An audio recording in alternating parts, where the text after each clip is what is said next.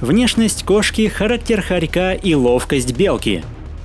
Настоящий акробат, на стороне которого действенная маскировка, максимальная скрытность и самые эффективные тактики. Поэтому даже быстрое и бдительное животное не застрахованы от печальной участи. Привет, друзья! Вы на канале Время с пользой, и герой сегодняшнего выпуска – Генета.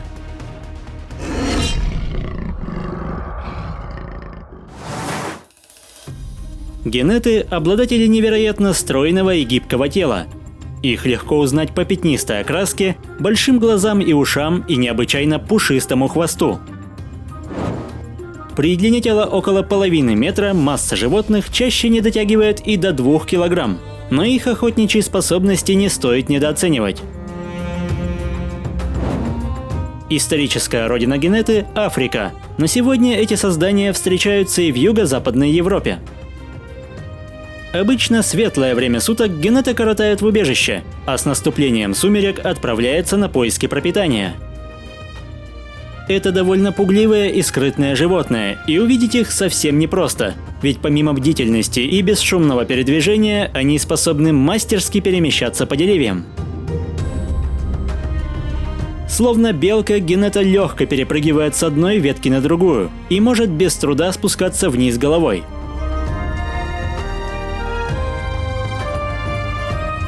Подобная маневренность – заслуга острых серповидных когтей, а также невероятно длинного хвоста, который помогает держать равновесие.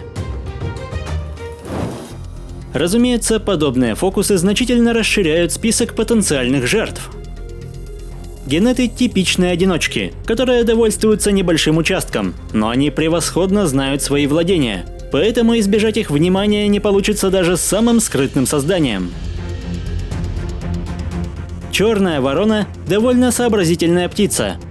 На верхушке она чувствует себя в безопасности, но спать на охотничьих угодьях Генеты – большая ошибка.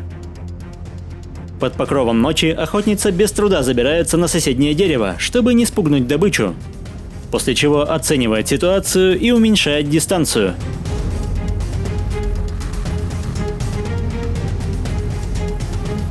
Прицельный прыжок и когтистые лапы уже не отпустят застигнутую врасплох жертву.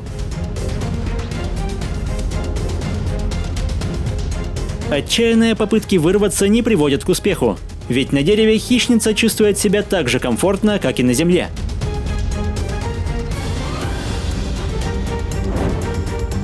Лишь на время брачного периода генеты образуют временные пары. Но это вовсе не значит, что добыча не станет предметом выяснения отношений.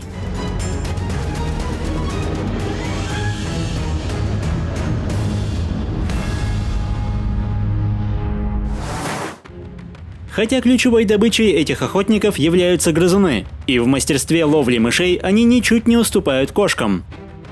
Подушечки на лапах обеспечивают мягкую поступь, развитые органы чувств помогают сфокусироваться на цели, а природная ловкость и гибкость способствуют поимке юркой мишени. Большие глаза и превосходный слух помогают ориентироваться в темноте, когда малейший шорох может раскрыть местоположение жертвы. При этом многие грызуны, включая крыс, неплохо освоили технику лазания, но даже самые тонкие ветки вряд ли помогут найти спасение от находчивой хищницы. Балансируя словно акробат, Генета добирается до желанной добычи, и ей вполне хватает задних лап, чтобы не упасть с опасной высоты.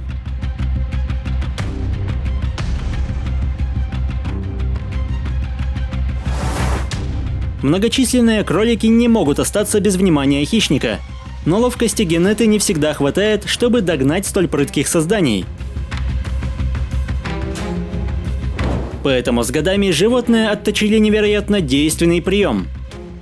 Пока жертва выискивает источник опасности на земле, атака готовится прямо над ее головой, и стоит лишь кролику сделать неверный шаг, как искусный охотник набрасывается на него сверху. Острые зубы быстро находят уязвимое место, что моментально усмиряет цель. Такой добычи хватит, чтобы прокормить целое семейство.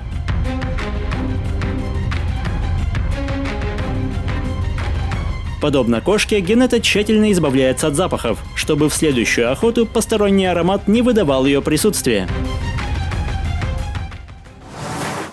4 десятка смертоносных зубов справляются не только с животной пищей, ведь весомую долю рациона составляют ягоды и фрукты, поэтому среди садовников генеты имеют не самую лучшую репутацию.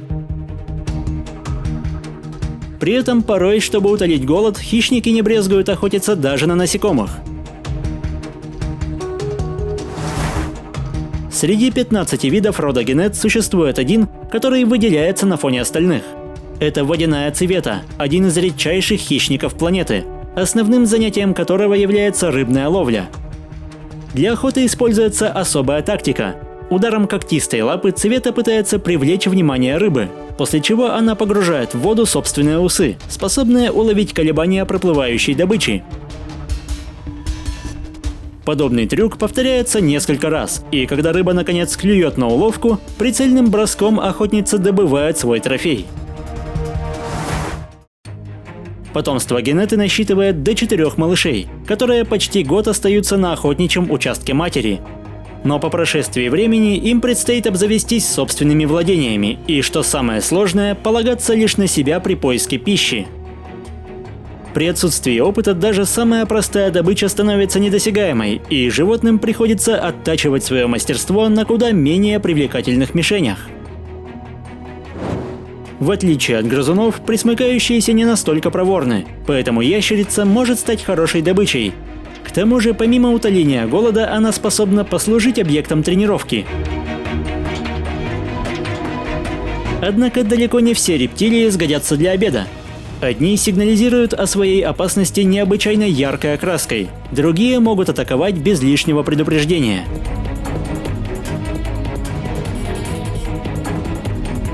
К тому же в силу размеров у генеты немало естественных врагов, включая хищных птиц и представителей семейства кошачьих.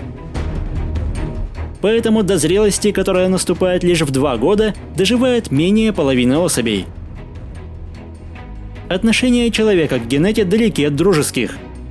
Виной тому не только налеты на фруктовые сады, но и нападения на домашнюю птицу. Тем не менее, в Африке этих животных с древних времен заводят для борьбы с крысами и мышами.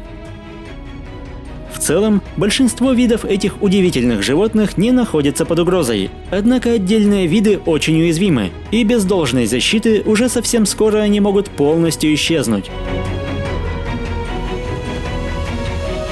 Если выпуск вам понравился, поддержите его лайком, комментируйте, подписывайтесь и проводите время с пользой. До скорого!